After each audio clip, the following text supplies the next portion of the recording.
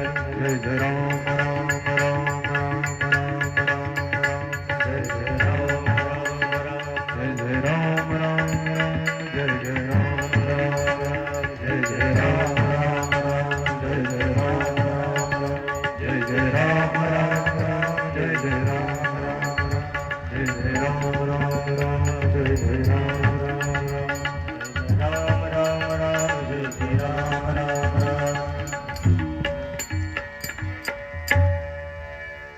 पुंडलिक वरदा हरी विठ्ठल श्री ज्ञानदेव तुकाराम पंढरीनाथ भगवान की जय। जगद्गुरु तुकाराम महाराज की जय। सरस्वती माता की जय।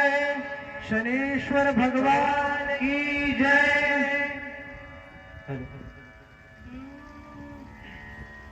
माऊली महावैष्णव कैवल्य साम्राज्य चक्रवर्ती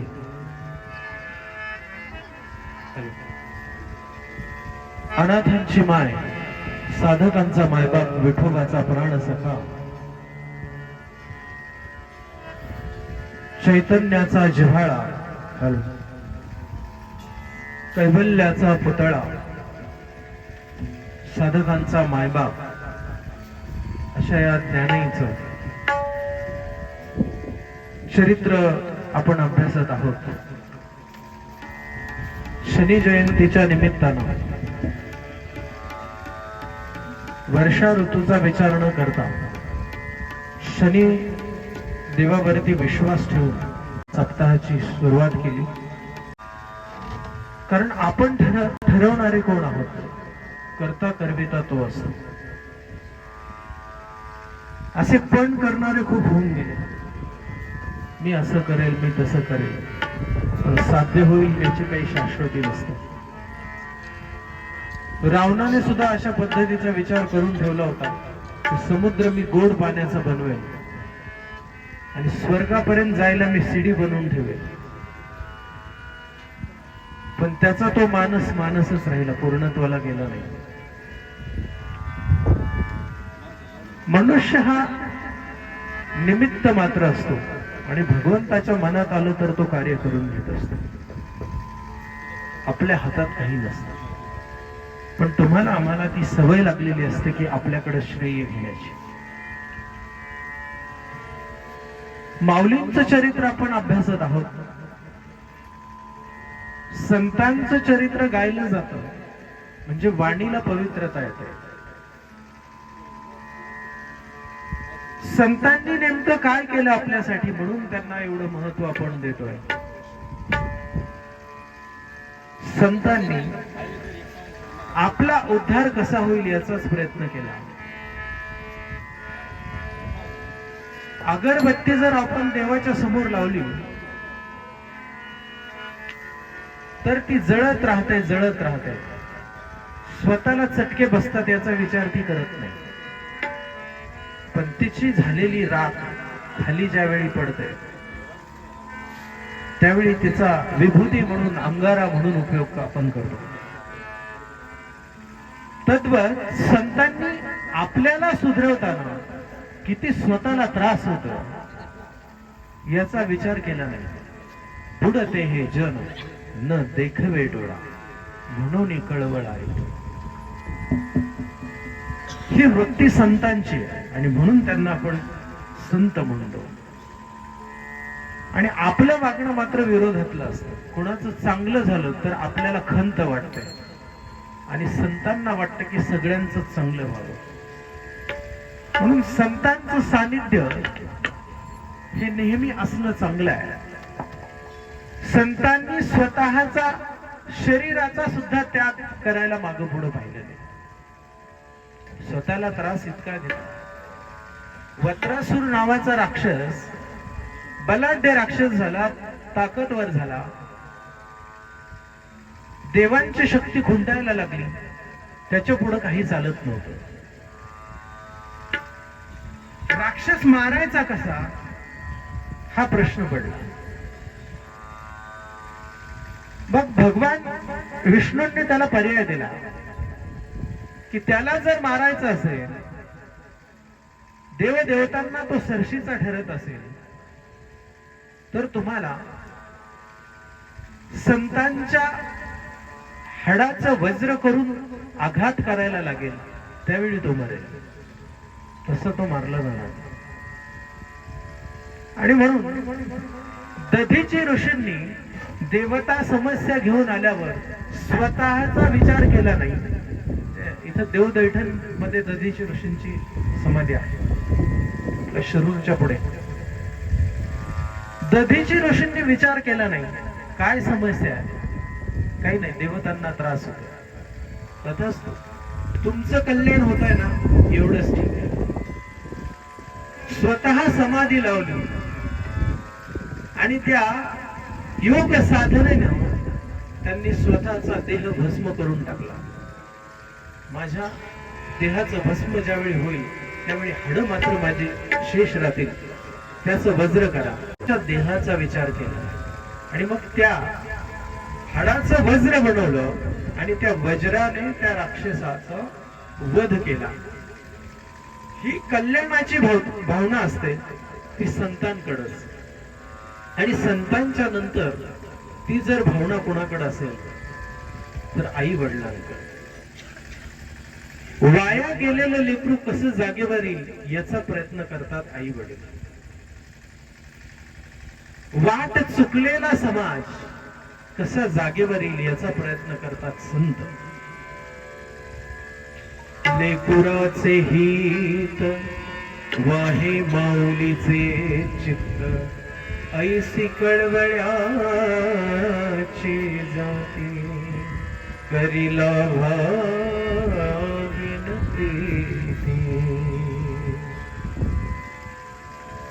मुलं आपल्याला सुख देतील, सांभाळतील याचा विचार न करता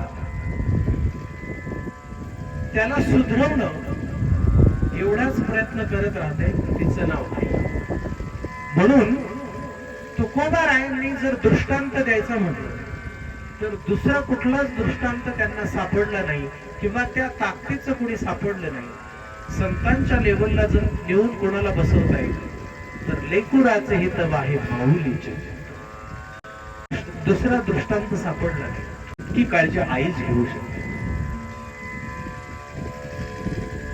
अरे त्या आईला नुसतं कळावं की माझं लेकरू आता अडचणीत आहे, जीवाचं रान करेल, पण त्याला वाचवण्याचा प्रयत्न करेल, त्याच्या समस्येचं निरसन करण्याचा प्रयत्न करेल, तिचं नाव आहे.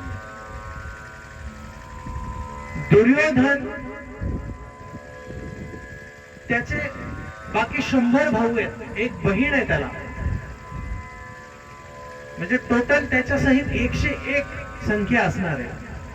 सगळेच्या सगळे युद्धात मारले गेले, एकटा दुर्योधन राहतो. पण भगवंताला काहीतरी कारस्थान करून त्याला मारणं गरजेचं होतं. आता एकच मुलगा राहिलाय म्हटल्यावर आईला ती काळजी लागली की माझा मुलगा जगला पाहिजे, मला कोणीही राहिलेलं नाही. आईचं नाव होतं गांधारी. जीवनभर डोळ्याला पट्टी बांधली, आयुष्यभर माझा नवरा आंधळा आहे म्हणून मी सुद्धा हे विश्व बघणार नाही, इतक्या ताकदीची ती पतिव्रता. काय ताकद असेल तिची, एवढं पातिव्रतेचं तिचं लक्षण. पण मुलगा आपला जाईल म्हणून सांगितलं, दुर्योधना मी आई आहे, माझं अंतःकरण तुला कळेल की नाही मला माहित नाही, पण आज न उद्या तुला हे सगळे मारायला टपलेले, मी माझ्या पातिव्रत्याचा भंग करेल पण तुला वाचवल्याशिवाय राहणार नाही. गंमत झाली काय? आईने सांगितलं की विवस्त्र अवस्थेत माझ्या समोर ये, अंगावर कपडा न ठेवता माझ्याकडे ये आणि मी माझ्या पातिव्रत्याचा भंग करते. आज तगायत आयुष्यभर सृष्टी पाहिली नाही ना, कोणाचा चेहरा पाहिला नाही, पण माझ्या पातिव्रत्यात एवढी ताकद आहे की मी तुला जसं निहाळेल तुझा देह वज्राचा होऊन जाईल आणि मग तुला कोणीही कसलंही अस्त्र चालवलं तरी तू मरू शकणार नाही. वास्तविक लेकरू चांगलं नाहीये, नावच त्याचं दुर्योधन आहे, पण आईला ती काळजी. कृष्णाने सांगितलं की अरे थोडीफार लाज वाटू दे, मोठा टोंगळा झालेला असतो, कुठं चालला, विवस्त्र अवस्थेत चालला असता, कुठेतरी कपडा गुंडाळ. हे कृष्णाचं कारस्थान. देवाने प्रयत्न केला त्याला मारण्याचा आणि आईने शेवटपर्यंत प्रयत्न केला त्याला वाचवण्याचा. देवाने सांगितलं कुठेतरी वस्त्र गुंडाळ, तू काही लहान बाळ नाहीयेस. त्याच्या कमरेला वस्त्र गुंडाळलं आणि त्या कमरेत पासून जो भाग, काही जांघेचा भाग झाकलेला होता, तो त्याच्या आईने निहाळला नाही किंवा तो दृष्टिक्षेपात बसला नाही आणि म्हणून दुर्योधन मारला गेला. कारण शेवटी गदा जी पडली होती ना ती त्याच्या जांघेवर. तर ज्या ठिकाणी दृष्टी पडली नाही त्या ठिकाणी तेवढा देह मात्र वज्राचा झाला नाही, म्हणून तो मारला गेला. सांगायचं होतं मला की देवाने शेवटपर्यंत प्रयत्न केला दुर्योधनाला मारण्याचा आणि आईने शेवटपर्यंत प्रयत्न केला त्याला वाचवायचा. बाळा, या आईचं ऐकलं असतं ना तर ही वेळ आली नसती. तू नव्हतं वस्त्र गुंडाळून घ्यायला पाहिजे. एक आई सांगत होती ना, आईपेक्षा प्रांजळ भावना कोणाचीच असू शकत नाही. माया छत्र हरपलं. ज्ञानोबराय आई वडील होऊन सांभाळ करू लागले. आठवण यायची आईची, आठवण यायची बाबांची. आईचं अंतकरण कसं असतं ना, साने गुरुजींनी सांगितलं. आली तरी ते थांबलेलं. एक जोडपं कुठून तरी भलं मोठं ओझं घेऊन येत होतं. हे बरा, अरे उशीर व्हायला लागलाय, काय करतोय एकटा? काही नाही काका, माझ्या आईला भेटायला जायचंय गावाकडं. आईला भेटायला गाडीची वाट बघतोय. बर, एक काम करतो का, ही आमची सुटकेस आहे, तेवढी उचलून तिथपर्यंत घेऊन जातो का? आमच्या हातांना ही सवय नाहीये. श्याम म्हणतो चालेल. किती पैसे द्याल काका? 2 रुपये देईल, 2 रुपये तुला. फक्त एवढं वजन समोर पोहोच कर, 2 रुपये देतो. श्याम अगदी आनंदून गेला की मला 2 रुपये तिकीटला कमी होते आणि तेवढे देईल म्हणते. या चिमुकल्या हातामध्ये एवढा जीव नव्हता, एवढा ताकद नव्हती, पण आईच्या भेटीची ओढ होती. कशी तरी ती सुटकेस त्या माणसाने त्याच्या श्यामच्या खांद्यावर उचलून दिली, खांद्यावर घेतली, ओझं सहन केलं. पण उतरवताना हे पाठीमागं होते, उतरवायला कुणाचा आधार नव्हता. आणि उतरवताना या चिमुकल्या बाहूमध्ये एवढं त्राण नसल्यामुळं ती ठेवताना ती सुटकेस खाली पडली. लांबूनच तो ओरडला, अरे कार्ट्या, तुला वाटोळ करण्यासाठी नव्हतं दिलं रे, आम्हाला ओझं सहन होत नाही म्हणून तुझ्याकडे दिलं आणि त्या मोबदल्यात मी तुला पैसे देणार होतो. त्या गृहस्थाने कुठलाही विचार केला नाही, सनसनीत कानाखाली देऊन टाकली. आईला भेटायला जायचं, 2 रुपये कमी आहेत आणि मार मिळतोय. पण मी जर रडलो ना, आता श्याम म्हणतो, मी जर रडलो ना तर हा माणूस मला 1ही रुपया देणार नाही आणि नको नको ते बोलेल. तसंच डोळ्यातलं पाणी डोळ्यात जिरवून टाकलं, काही नाही बोलले. पण शेवटी आईचं अंतकरण. अहो, त्या गृहस्थाची बायको म्हटली, अहो चिमुरडे होते पोरग, नसेल पेलावलं, होऊ द्या नुसकार, पण त्याला 1 रुपया तरी कमी कमी द्या ना. तिला कुठून जाणे दया आली आणि तिने 1 रुपया द्यायला लावला. 1 रुपया दिल्यावर साने गुरुजी खुश झाले. जी गाडी मिळेल त्याला हात करत होते. रात्री शेवटी एक गाडी मिळाली आणि ती गाडी गावाकडे घेऊन जाणार आहे म्हणून खुश झाले. हे बरा, पैसे दे तुझे. किती? 5 रुपये. 5 रुपयामध्ये काय आमची धर्मशाळा किंवा आमचं काय असा संस्था नाहीये. की मदत करायला, ही प्रायव्हेट गाडी. ठीक आहे दादा, 4 रुपयात जिथपर्यंत तुम्हाला नेता येईल ना तिथपर्यंत मला घेऊन चला. मला माझ्या आईला भेटायचंय हो, माझ्या आईला भेटायचं. श्यामला आईच्या भेटीची ओढ होती. कसं बस घराच्या जवळ तो आला आणि तिकीट त्याचं संपलं, जंगलात सोडून दिलं. आई आई मी आलोय ग, तुला भेटायला आलोय, पण काय करू बघ ना, जवळ येऊन मला गाडीने सोडलं ग आणि जंगलात सोडलं. आईची आठवण झाली. कोले कोळी ऐकायला आली. श्वापद हिंसक जंगलात असतात त्यावेळी राम रक्षा म्हणायचं, रामाचं चिंतन करायचं. राम राम राम राम म्हणत श्याम त्या जंगलातून अनवाण्या पायाने पळत होता, घाबरत होता. अजून मधून कोलेतोळीचा आवाज यायचा, ध्वस्त व्हायचं काळजात. पण समोर एकच ध्येय होतं की माझ्या आईला भेटायचंय, माझी आई मला भेटली पाहिजे. आई मी आलोय ग तुला भेटायला, आई मी आलोय तुला भेटायला. कसं बस करत ते अंतर कापलं. पाय रक्तबंबाळ झालेले होते, काटे पायात घुसलेले होते. पाहिलं तर पहाटेच्या थोडासा अगोदरचा वेळ झालेला होता. एक मिणमिणता दिवा घरात पाहिला आणि तिथं आकी नावाची बहीण झोपलेली. बाबा बाहेर ओसरीवर आहेत, कोणीतरी जाग आहे आणि तिथं श्याम आलाय. म्हटल्यावर तो मिणमिणता दिवा पाहिला, तिथं पाहिलं आकी झोपी गेली. तिने जागेवरती आळं केलंय. आके आई कुठे आहे, आई कुठे आहे, आकी आपली आई कुठे आहे. दादा आई शेवटपर्यंत म्हणत होती रे माझ्या श्यामला बोलवा, माझ्या श्यामला बोलवा.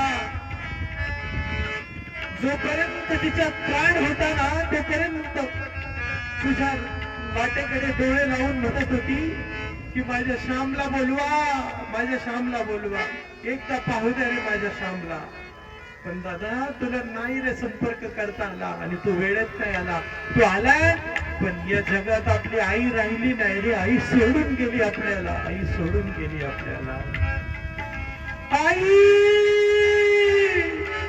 आई अजून मला तिकीटला पैसे नव्हते पण मी परत आलो ना तुझ्यासाठी आणि तू मला सोडून गेली. मोठ्याने किंकाळी मारली. श्यामचं अंतःकरण काढून गेलं.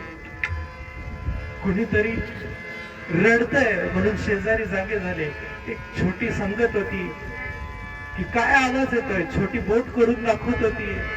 आई श्याम दादा आलाय शेजारचा, तो रडतोय, तो रडतोय. आई श्याम दादा आला. आई सोडून गेली, माझा आधार गणमावळला. आई शेवटपर्यंत माझी वाट पाहिलीस, पण मी इतका अभागी ठरलो नाही का मला तुला भेटता आलं, नाही तुझ्या डोळ्यासमोर येत आलं. माफ कर मला आई. दिवसेंदिवस पुढे जात होते. शेवटी दशक्रिया विधी जवळ आला. दशक्रिया विधीला सगळे त्या ठिकाणी जमलेले आहेत आणि विधी आवरल्याच्या नंतर काका म्हणतात, काका स्पर्श होणार आहे, चला बाजूला व्हा, आता नैवेद्य पोहोचलाय, माझा विधी मी व्यवस्थित केलेला आहे, चला पिंड घेऊ द्या त्याला.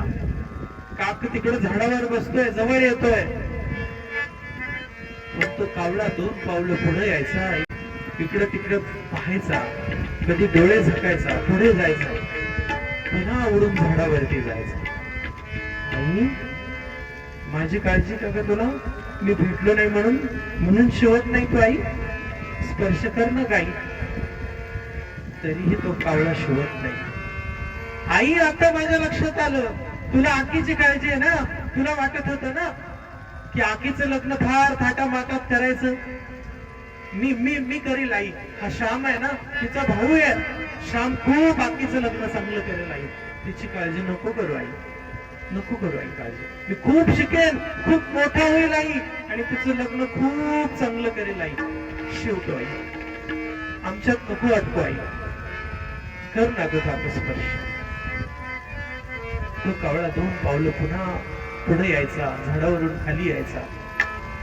आई काय ग एवढं सगळं सांगतोय, तुझा आमच्यावर जीव नाहीये का? आमचं ऐकायचं तुला का बरं समजत नाही? शेवटी त्याच्या लक्षात आलं की आपण जरा मोठे आहेत आणि आपला लहान भाऊ अजून पाळण्यात आहे, त्याला इकडे आणलं सुद्धा नाही. त्याची तर काळजी नसेल ना माझ्या आईला, त्याची तर काळजी नसेल ना. कुठलाही विचार केला नाही. श्याम अगदी त्या मशानभूमीतून घराकडे पळत सुटला. दूर दूर दूर दूर दूर दूर अगदी अन्नाने पाळण्यात गेला आणि तसेच ते पाळण्यातून छोटा भाऊ उचलला आणि त्याच्या ठिकाणी घेऊन आला. जसं त्याने घेतलं, काही बायका तिथं पाहत होत्या आणि म्हणत होत्या, यशोदे आता कळालं की बाबा असं म्हणतात की माय मरो आणि मावशी उरो. आम्ही नाही का तुझ्या बहिणी? आमचं अंतकरण काही बाईचं नाही का ग? एका आईचं मुलावर किती प्रेम असतं आम्हाला कळत नाही का ग? हे आम्हाला कळतं, आम्हाला कळतं यशोदे. कुठलाही विचार करू नको. तसा तुझा पोरगा आहे आणि माझा जसा पोरगा आहे तसा तुझा पोरगा मी सांभाळील. कुठलीही काळजी करू नको, त्याची चिंता करू नको यशोदे, त्याची चिंता करू नको. माझ्या पोराला एक वेळ दूर ठेवील, पण तुझ्या पोराला ना मी माझ्या पोरापेक्षा जास्त जीव लावेल, सांभाळेल, त्याला लहानाचं मोठं करेल. काही काळजी करू नकोस. असा शब्द ज्यावेळी त्या मावशीने दिला त्यावेळी त्या कावळ्याने कुठलाही विचार केला नाही. झप झप झप झप पावलं टाकत आला आणि त्या पिंडाला स्पर्श केला. ज्यावेळी स्पर्श कर म्हणत होता त्यावेळी नाही, पण ज्यावेळी शब्द खरा घेतला की माझ्या लहानग्या मुलाला सांभाळील कुणीतरी, त्याची काळजी घेतय, हा शब्द घेतला आणि नंतर कावळ्याने स्पर्श केला. असताना प्रेम करेल, जीव लावेल, याच्यात काही नवल नाही. पण गेल्यावरती सुद्धा काळजी करते ना, तिचं नाव आई असतं, तिचं नाव आई असतं. तिचं माया मंदिर हलून गेलं. माया मंदिर हलले लागे कळस फुटाया. माया मंदिर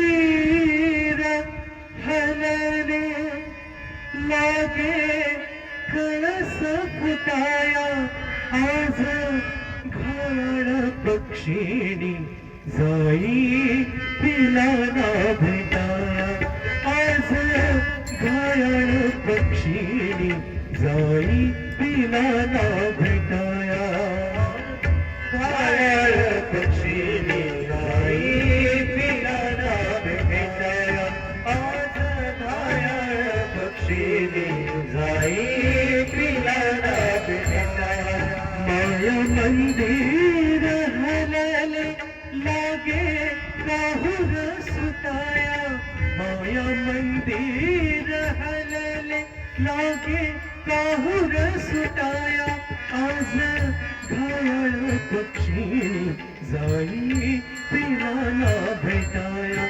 आज घायल पक्षी जाई तिला ना भेटाया. घायल पक्षी जाई तिला ना भेटाया. आज घायल पक्षी जाई तिला ना भेटाया. आभाळानं बोलावीन ओढ रक्ताला लागली. आभाळानं बोलावीन ओढ रक्ताला लागली. काळजाच्या पडतीत प्राण ज्योत शहारली. इंता जवळ घटिना येता जवळ घटिना लगे काहुर उठाया. आज घायल पक्षी जाई तिला ना भेटाया. आज घायल पक्षी जाई तिला ना भेटाया. जाई तिला ना भेटाया. जाई तिला ना भेटाया. अशीच अवस्था ज्ञानोबरायांच्या आईची झाली होती. सोडवत नव्हतं मुलांना, पण समोर प्रश्न होता, आम्ही जर प्रायचित्त घेत नाही तर माझ्या मुलांना कदाचित याच्याही पेक्षा त्रास होईल. दिवस पुढे पुढे जात होते. मुक्ताई आता हळूहळू मोठी होऊ लागली. मुक्ताने ओढावं, अंगण झाडावं. असंच एक दिवस मुक्ताई अंगण झाडता झाडता एक कानात कान फाडून कुंडल घातलेला एक तरुणाबांड पुरुष, आणि दिवस उगवलाय, सकाळच्या प्रहरी झाडायचं काम चाललेलं आहे, अजून मुख प्रक्षालन झालेलं नाही. आणि त्याच वेळी कुणीतरी एक असा जटा वाढलेला माणूस, तरुणाबांड पुरुष येऊन ओम भगवती भिक्षां देहि असं बोलतो. एवढ्या लवकर मुक्ताने वरती पाहिलं. अहो साधू बाबा, योगी बाबा, तुम्ही कुणी असा, पण एवढं दिवस उगवायलाच असतं का भिक्षाम देई? आणि तुम्हाला आता लगेच कुठून आणायचं? आमचीच पंचायत आहे. आणि एवढ्या लवकर का कोणी मागतं का?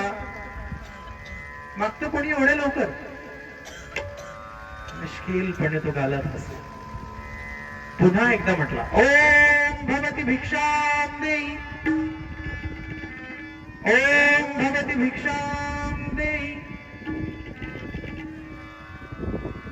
बाबा, तुम्हाला सांगितलं तरी ऐकायला कमी आहे का तुम्हाला? तसंच हसत होता तो पुरुष, हसत होता. मुक्ता, काहीच नाहीये खायला? अगं बाई, हा तर मोठा साधू आहे, माझं नाव पण कळलं. कसं काय माझं नाव कळलं? ते आपल्याकडे देवीवाले येतात बघ, दादा तुझं लय मन मोकळं, ते विचारून येतात समोर सगळं. बरं बरं, इथं कोण आहेत? आहेत, भुसती वस्ती आहे, खताची दुकान आहे, तुमचा चांगला उद्योग चाललेला आहे, तुमचं लय मन मोकळं, पण लोक तुम्हाला काय सुधरून देत नाही. लय दादा तुमचं सांग. 111 रुपये दक्षिणा द्या, तुळजापूरला जायचं, मंगळवार करीत जा. इथं साधे देवळात गेलं तरी जमत, पण मंगळवार सोडू नका, लय चांगले दिवस येणार. तुमचं लय मन मोकळं, पण सासू काय तुम्हाला सुधरून देत नाही. जमलं. जे पाहिजे ते बोलल्यावर फार पडतं. ते देवी घेऊन फिरतात ना माळ वगैरे. अजून एक ते डोक्यावर मरी आई घेऊन येतात, ते गुबू गुबू असतात, गुबू गुबू गुबू गुबू. ते काय बोलतच नाही, काहीच बोलत नाही, ते डोक्यावर आणतात. 2-4 अंडी असतात त्या वरती जे असतात, आणि काय म्हणतात हे नाही कळून देते.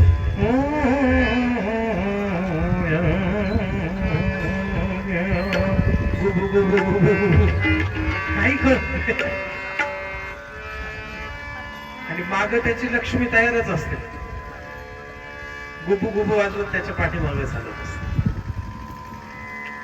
आणि ते कधीतरी एखादा शब्द बोलला की आपल्याला वाटतो खूप चांगले ज्ञानी.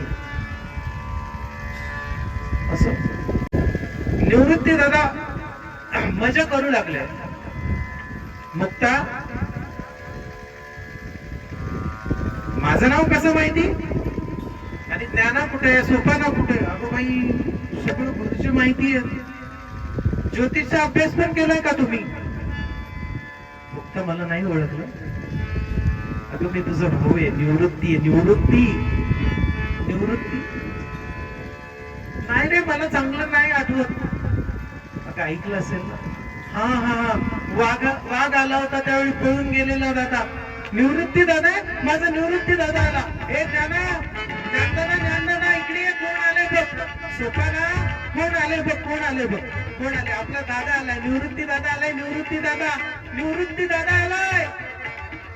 ज्ञाना, ज्ञानदादा, कुठे तू? ये, आपला निवृत्ती दादा आलाय रे. जणू काय सोन्याचा दिवस, सोन्याची पहाट उगवलेली होती. आजी सोनियाचा दिन वर्षे अमृताचा गणू.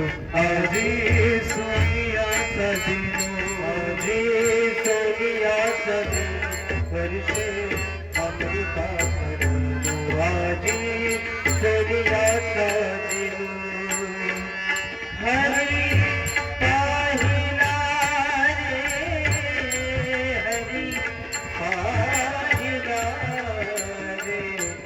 माझी सोनियाचा दिन वर्षे अमृते माझी सोनियाचा दिन सभाय अवधान हरी पाहिला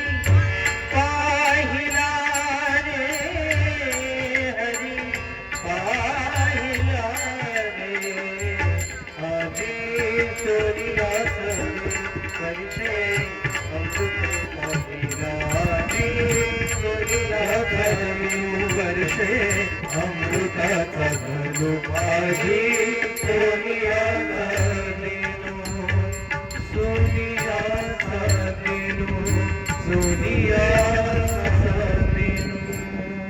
आज सोन्याचा दिवस उगवला आणि खऱ्या अर्थानं मला हरी पाहायला मिळाला. मुक्ता, मीच तो निवृत्ती, मीच तुमचा मोठा भाऊ. निवृत्ती दादा कुठे होता रे इतक्या दिवस? हे माझ्या भगवान शंकरांचं नियोजन होतं. मला अनुग्रहित करायचं होतं मुक्ता.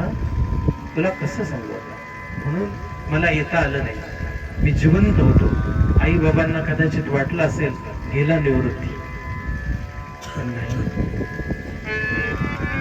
आई बाबा कुठे आहेत मुक्ता? आई बाबा कुठे आहेत? पोरांना मागायला गेलेत का? त्यानं दादा म्हटला, निवृत्ती दादा, आई बाबा जगात नाही राहिले. असं म्हटल्याच्या बरोबर विचारलं, काय झालं? या आळंदीकरांनी देहांत प्रायश्चित्त दिला दादा. निवृत्तीची तळ पायाची आत मस्तकाला दिली. काय समजतात हे आळंदीकर? काय समजतात स्वतःला? यांना कोणी तो अधिकार दिला? मनुष्य म्हणून जन्माला आल्यावर तो भगवंताचा अधिकार असतो किती आयुष्य ठेवायचं किती नाही. यांना तो कोणी अधिकार दिला देहांत प्रायश्चित्त देण्याचा? ज्ञानदादा म्हणतात, निवृत्ती दादा, तुम्ही प्रवृत्तीवर येऊ नका. निवृत्ती तसा माझा तो अधिकार नाही, पण आपला अवतार जगाच्या कल्याणासाठी आहे. जगाच्या कल्याण, संतांच्या विभूती, देह कष्टविधी, परोपकारे हे विसरू नका. शांत केलं निवृत्ती दादा.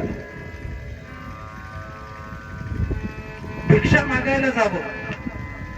आता दिनचर्या बदलली. निवृत्ती दादाने भिक्षा मागायला जावं.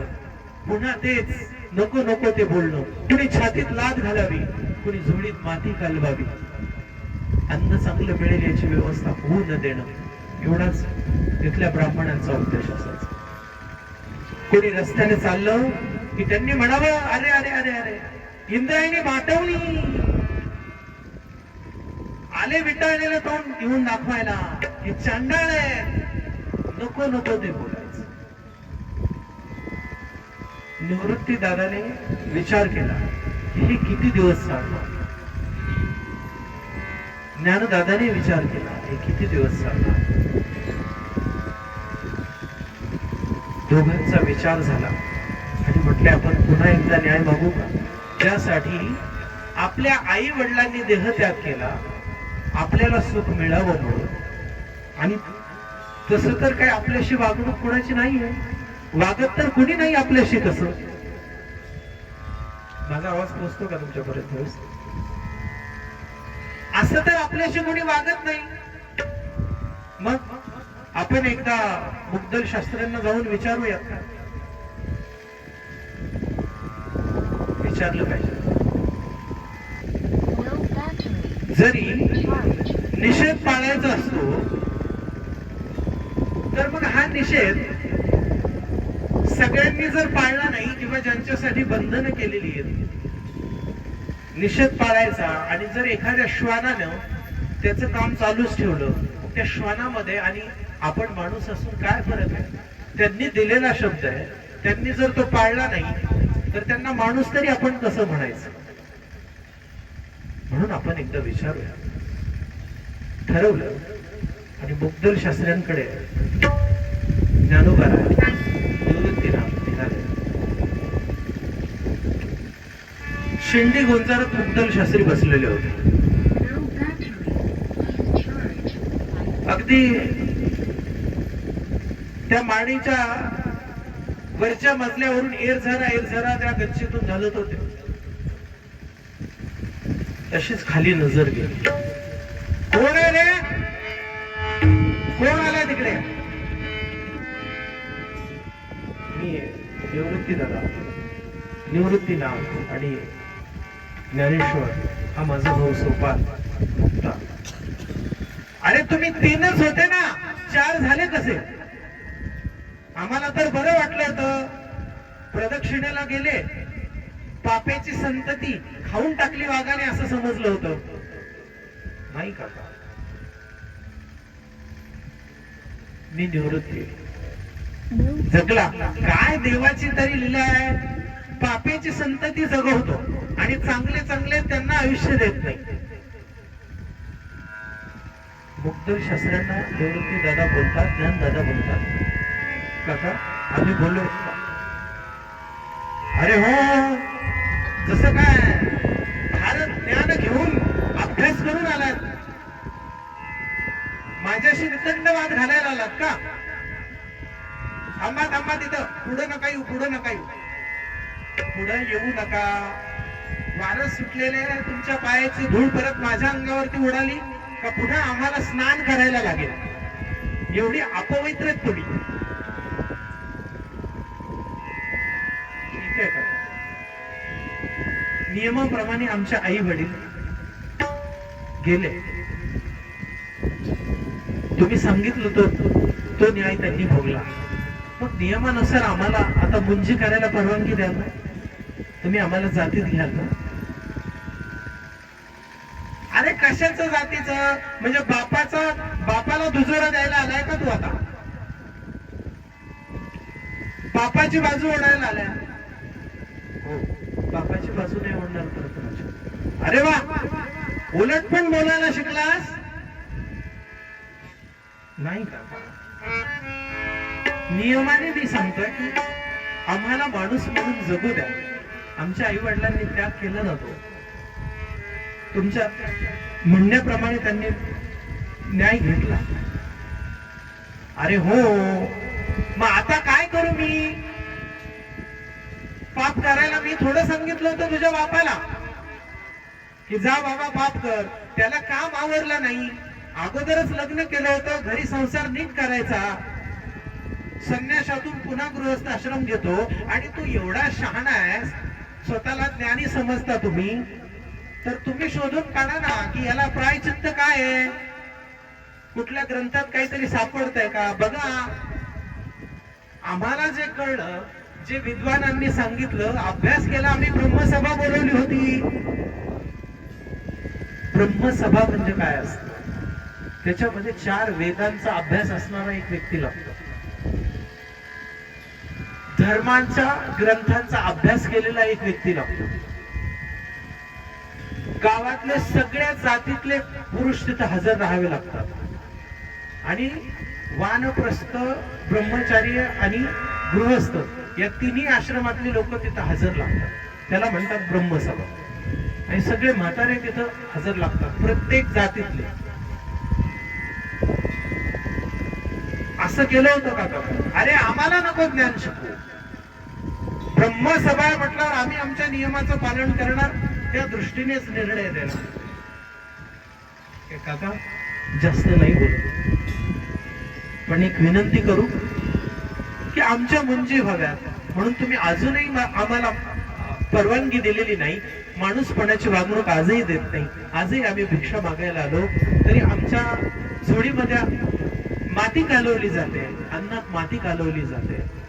की तुम्हाला नाही कोणाचं चांगलं करता आलं, नका करू, पण वाईट कोणाचं नका करू. भला किसी का कर न सको तो बुरा किसी का मत करना. भला किसी का कर न सको तो बुरा किसी का मत करना. खुश नहीं बन सकते हो तुम, कांटे बनकर मर रहना. पुष्प नहीं बन सकते हो तुम.